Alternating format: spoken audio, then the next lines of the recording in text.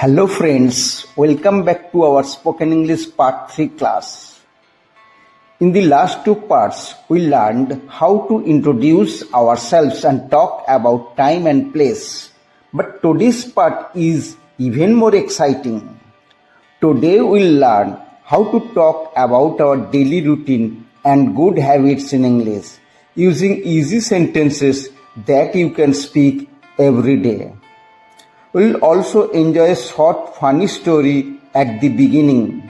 So stay tuned till the last moment. Are you ready? Let's begin our spoken English journey, part 3. Today's story is about a boy named Riku who never wakes up on time. Every morning, Riku's alarm shouts, "Wake up, Riku! Wake up, Riku!" But Riku says, "5 minutes more." When he finally wakes up, it is 9 o'clock, and his school bus already gone. His mother shouts, "Riku, you will miss school again." Riku says proudly, "No problem, Ma. I'll run like Naruto." He runs fast but sleeps on the sofa near the bathroom. Finally, he learns his lesson. Good habit number 1. Wake up early and don't sleep on sofa. Good habits make your day easy. Bad habits makes you sleep. তাহলে এই গল্পের মাধ্যমে তোমরা কি শিখলে? ভালো অভ্যাস দিনটাকে সহজ করে, খারাপ অভ্যাস তোমাকে পিছিয়ে দেয়। Okay, let's begin with our morning routine. I wake up at 6 o'clock. Very good. You can also say I get up early in the morning. I get up early in the morning. অর্থাৎ আমি ভোরে উঠি। Then I brush my teeth and wash my face. Excellent. You can join these sentences. I wake up at 6 o'clock. Then I brush my teeth and wash my face. তাহলে এইভাবে বাক্যগুলো জোড়া লাগাতে পারো। প্র্যাকটিস লাইন্স কি? I wake up at 6 o'clock. I take a bath. I have breakfast at 6 a.m. I go to school at 6 a.m. এইভাবে তুমি তোমার সকালের কাজগুলো একে একে ইংরেজিতে বলতে পারবে। তাহলে কি হলো? Now what do you do after school? I come back home at 6 p.m. আমি বিকেল 3টায় বাড়ি ফিরি। Perfect. Then what do you do? তারপরে কি করো? I take some rest and then do my homework. আমি একটু বিশ্রাম নিই, তারপর হোমওয়ার্ক করি। Great. You can also say I watch TV for some time. I help my mother in the kitchen. এইভাবে আরো কিছু বাক্য ব্যবহার করতে পারা যায়। I come back home in the afternoon. I do my homework in the evening. I play with my friends. I have dinner at 9 o'clock. তাহলে কি হলো? এখানে সব বাক্য প্রেজেন্ট টেন্সে হয়, অর্থাৎ দৈনন্দিন কাজের জন্য প্রেজেন্ট টেন্স ব্যবহার করা। অর্থাৎ আমরা কি শিখছি? Daily routine. এবারে আমরা বলছি গুড হ্যাবিট সম্পর্কে কয়েকটা বাক্য। Now let's learn how to talk about good habits. এখন আমরা কি শিখব? ভালো অভ্যাস নিয়ে কিভাবে কথাবার্তা বলতে হয়। I always wash my hands before eating. আমি সবসময় খাওয়ার আগে হাত ধুই। I go to bed early. আমি তাড়াতাড়ি ঘুমোতে যাই। Excellent. Here are some more examples. I keep my room clean. I respect my parents. I read books every day. I brush my teeth twice a day. তাহলে এই বাক্যগুলো নিয়মিত চর্চা করলে ইংরেজিতে অভ্যাস প্রকাশ করা অত্যন্ত সহজ হবে। তাহলে কি কুইক প্র্যাকটিস টিপ আমি কয়েকটা বলছি। Say this sentences loudly every morning, অর্থাৎ এই যে বাক্যগুলো আমি বললাম, এই বাক্যগুলোকে তোমাকে কি করতে হবে, সকালবেলা জোরে জোরে বলতে হবে। এবার দেখো, I wake up at 10 o'clock, আমি সকালবেলা উঠি। Oh no, that is too late, আরে না না, এটা তো খুব দেরি হয়ে যায়। Try saying, I use to wake up late but now I get up early. তাহলে আগে দেরিতে উঠতাম কিন্তু এখন ভোরে উঠি। এই যে বাক্যগুলো বলা হচ্ছে, অত্যন্ত সহজ সরল sentence, simple sentence, present indefinite tense ব্যবহার করা হচ্ছে। সাবজেক্ট প্রথমে, তারপর ভার্ব, তারপর অবজেক্ট, এইভাবে আমরা লিখছি। তাহলে I brush my teeth after lunch, that is not good habit. Always brush your teeth after breakfast and before bed. অর্থাৎ কি, এটা ভালো অভ্যাস না, সবসময় ব্রাশ করতে হবে কখন, সকালে আর রাতে। তাহলে এই বাক্যগুলো আমরা এখন একত্রে বারবার বলবো, যাতে আমাদের ব্যাপারগুলো আরো সড়গড় হয়ে যায়, সহজ হয়ে যায়। যেমন আমি 1 নাম্বার বাক্য বলছি, I wake up early in the morning, অর্থাৎ আমি সকালবেলা তাড়াতাড়ি ঘুম থেকে উঠি। 2 নাম্বার বাক্য কি, I go to school everyday, আমি প্রতিদিন স্কুলে যাই। I do my homework in the evening, সন্ধ্যাবেলা আমি আমার হোমওয়ার্ক করি। তারপর 4 নাম্বার বাক্যটা বলছে, আই হেল্প মাই পেরেন্টস, আমি আমার পিতামাতাকে সাহায্য করি। এবং 5 নাম্বার বাক্য বলছে, আই স্লিপ অ্যাট 10 o'clock, আমি রাত্রি 10টার সময় ঘুমিয়ে পড়ি। তাহলে তোমরা দেখতে পাচ্ছ কিভাবে সাবজেক্ট, ভার্ব, অবজেক্ট বা অ্যাডভার্ব এইভাবে বসিয়ে পরপর সেন্টেন্স বানানো হচ্ছে, এবং অত্যন্ত সহজ সহজ বাক্য, যেটা তোমরা সহজেই তৃতীয় পার্টে, থার্ড পার্টে শিখে যাচ্ছ। তাহলে এইভাবে তোমরা অভ্যাস করবে। Repeat this everyday and soon you will speak like a pro, প্রতিদিন বলো, খুব দ্রুত সাবলীল হয়ে যাবে। এখন আমরা ডেইলি রুটিন এবং গুড হ্যাবিট সম্পর্কে কয়েকটা এমসিকিউ প্র্যাকটিস করব, যেটা তোমাদের উদ্দেশ্যে বলছি, ভালো করে মন দিয়ে শোনো। আমি এগুলো দিচ্ছি, তোমরা এইভাবে আরও করার চেষ্টা করবে। যেমন আমি 1 নাম্বার এমসিকিউতে বলছি, which of the following sentences is correct about daily routine. Number 1, I am wake up at 10 o'clock. Number 2, I wake up at 6 o'clock. Number 3, I wakes up at 6 o'clock. Number 4, I waking up at 6 o'clock. তাহলে এর মধ্যে কোন উত্তরটা সঠিক হবে তোমরা বলতে পারবে? দেখো আমি বলে দিচ্ছি, বি নাম্বার উত্তরটা, I wake up at 6 o'clock, অর্থাৎ কি, in simple present tense with I we use the base form of the verb wake, not wakes, or I am wake.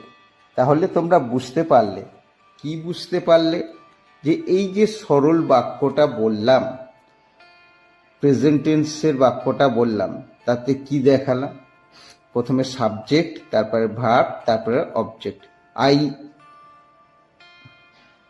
তাহলে we use the base form of the verb, অর্থাৎ I এর পরে I wake, we wake, you wake, you wake, he wakes, they ওয়েক।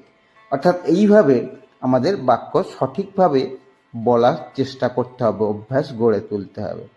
তাহলে এখানে কেন উত্তর B হলো সেটা আমি বললাম। তারপরে দেখো, আমি এমসিকিউ নাম্বার 2 এইটা বলছি, which of the following shows a good habit, অর্থাৎ এই যে নিম্নলিখিত বাক্যগুলো আমি বলতে যাচ্ছি, তার মধ্যে কোনটা একটা ভালো অভ্যাসের উদাহরণ, অর্থাৎ কোনটা থেকে আমরা ভালো অভ্যাসের দৃষ্টান্ত পাই। তাহলে আমি এমসিকিউগুলো বলছি। এ নাম্বার হচ্ছে কি, আই থ্রো গার্বেজ এনিহোয়ার। আমি সর্বত্রই কী করি, ময়লা আবর্জনা ছুঁড়ে ফেলি। I sleep very late at night. আমি অনেক রাত্রি করে ঘুমোতে যাই। I help my parents. আমি আমার পিতামাতাকে সাহায্য করি। আর আই ফরগট মাই হোমওয়ার্ক। আমি আমার বাড়ির কাজ ভুলে যাই। তাহলে কারেক্ট সেন্টেন্স কোনটা হবে? I help my parents. আমি আমার পিতামাতাকে সাহায্য করি। কি হলো? Helping parents is a good habit, অর্থাৎ পিতামাতাকে সাহায্য করা একটা ভালো অভ্যাসের দৃষ্টান্ত। অন্যগুলো হবে না, কারণ আই থ্রো গার্বেজ এনিহোয়ার, আমি সর্বত্রই গার্বেজ ছুঁড়ে ফেলে দিই, এটা কখনো ভালো অভ্যাস হতে পারে না। I sleep very late at night, আমি খুব রাত্রি করে ঘুমোতে যাই, এটাও ভালো অভ্যাসের পর্যায়ে পড়ে না। তারপরে আই ফরগেট মাই হোমওয়ার্ক, আমি আমার বাড়ির কাজ ভুলে যাই, এটাও কিসের মধ্যে পড়ে না? গুড হ্যাবিটের মধ্যে পড়ে না। তাহলে যেটা পড়ে সেটা হলো কি, আই হেল্প মাই পেরেন্টস, আমি আমার পিতামাতাকে সাহায্য করি। তাহলে helping parents is good habit, the others show bad or careless habit. তাহলে ব্যাপারটা তো আমরা বুঝতে পারছো তো? এবার আমরা এমসিকিউ নাম্বার 3 বলছি, ভালো করে মন দিয়ে শোনো। প্রশ্নগুলো আগে শোনো, অপশানগুলো দেব, তারপরে উত্তরটা বলবে। Which tense is usually used to describe daily routine? অর্থাৎ কোন বাক্যটা কি করে? Which tense is usually used, কোন বাক্যটা ব্যবহার করা হচ্ছে আমার ডেইলি রুটিন ব্যবহার করার জন্য। ডেইলি রুটিন ব্যবহার করতে আমরা কোন টেন্স ব্যবহার করি, এইটা হচ্ছে প্রশ্ন। নাম্বার, অর্থাৎ এ নাম্বার হচ্ছে present continuous tense, B number simple present tense, C number past tense, D number future tense. তাহলে কোনটা হবে? সিম্পল প্রেজেন্ট টেন্সটাই হবে। অর্থাৎ কি, আমরা অভ্যাসগত ক্রিয়া বা ডেইলি রুটিন ব্যবহার করার জন্য সিম্পল প্রেজেন্ট টেন্স অর্থাৎ প্রেজেন্ট ইনডেফিনিট টেন্স ব্যবহার করি। তাহলে we use simple present tense to describe actions we do everyday. I go to school, she brushes her teeth, এই সমস্ত বাক্য হচ্ছে তার দৃষ্টান্ত। এখানেও তোমরা লক্ষ্য করলে যে অভ্যাসগত ক্রিয়া বা ডেইলি রুটিন বলার জন্য আমরা সাধারণভাবে সিম্পল প্রেজেন্ট টেন্স বা প্রেজেন্ট ইনডেফিনিট টেন্স ব্যবহার করি। তারপরে দেখো, আমি এমসিকিউ নাম্বার 4 বলছি। এখানে দেখো, ফাইন্ড দি কারেক্ট সেন্টেন্স, সঠিক বাক্য কোনটা? I brushes my teeth everyday.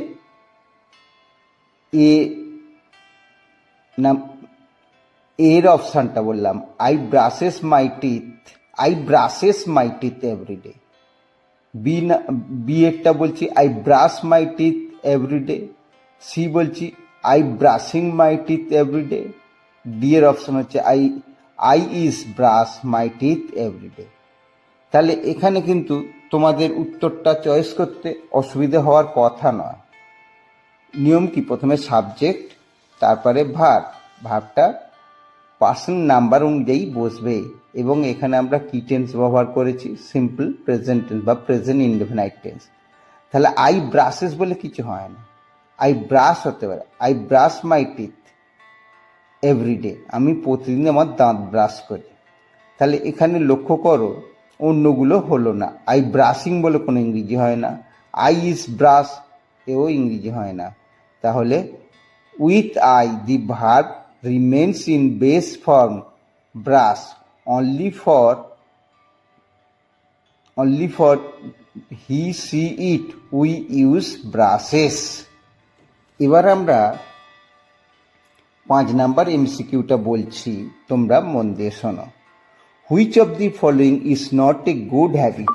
এই যে অভ্যাসগুলো বললাম, নিচের বাক্যগুলো বলছি, এর মধ্যে তোমায় বলতে হবে কোনটা ভালো অভ্যাসের দৃষ্টান্ত নয়। যেমন এ নাম্বারে বলছে, আই রেসপেক্ট মাই পেরেন্টস, আমি আমার পিতামাতাকে শ্রদ্ধা করি। I keep my room clean, আমি আমার ঘর পরিষ্কার রাখি। আই ওয়েক আপ আর্লি, আমি সকাল সকাল ঘুম থেকে উঠি। I never wash my hands before eating, খাওয়ার আগে আমি কখনো আমার হাত ধুই না। তাহলে কারেক্ট সেন্টেন্স বা কারেক্ট আনসার হবে I never wash my I never wash my hands before eating, খাওয়ার আগে আমি কখনো হাত ধুই না। অর্থাৎ আমার প্রশ্নটা ছিল which of the following is not a good habit, এই বাক্যগুলোর মধ্যে কোনটা সুঅভ্যাসের মধ্যে পড়ে না, সুঅভ্যাসের মধ্যে পড়ে না। তাহলে এটা কখনো হতে পারে না যে আমি খাওয়ার আগে কখনো হাত ধুই না, হাত তো সবসময় ধুতে হবে, তাহলে ওটা সুঅভ্যাস। কিন্তু এখানে যেহেতু বলছে ধুই না, তাহলে এটা কুঅভ্যাস। এবং এটাই চেয়েছে যে which of the following is not a good habit, কোনটা সুঅভ্যাস নয়। তাহলে কি শিখলাম? I never wash my hands before eating, এইটা। তাহলে একটু এক্সপ্লেনেশনটা বলছি, তোমরা শোনো। Not washing hands before eating is an unhygienic habit, অর্থাৎ খাওয়ার আগে হাত ধুই না, এটা কি অভ্যাস? অস্বাস্থ্যকর একটা অভ্যাস। So it is not a good habit, তাহলে এটা সুঅভ্যাস হবে না। ঠিক আছে, ব্যাপারটা এইভাবে বুঝতে হবে। তাহলে এইভাবে যদি তোমরা চেষ্টা করো ডেলি রুটিন এবং সুঅভ্যাস গুড হ্যাবিট ওপর বাক্য তৈরি করব, এইভাবে আমরা আমাদের ভিডিওর শেষ পর্যায়ে চলে এসেছি এবং spoken English for beginners part 3 এই পর্যায়ে চলে এসেছি। So today we learned how to talk about our daily routine and good habits. আজ আমরা শিখলাম কিভাবে দৈনন্দিন কাজ ও ভালো অভ্যাস নিয়ে কথা বলতে হয়। In the next part we'll learn how to talk about likes, dislikes and hobbies in English. তাহলে পরের পর্বে আমরা কি শিখব?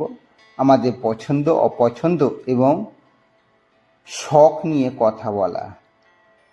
Until then keep practicing and keep smiling, ততদিন পর্যন্ত অনুশীলন চালিয়ে যাও আর হাসি বজায় রেখো। Thanks for watching Spoken English Part 3. Don't forget to like, share and subscribe for more fun lessons. তাহলে আমরা বিদায় নিচ্ছি, আবার দেখা হবে পরবর্তী ভিডিওতে।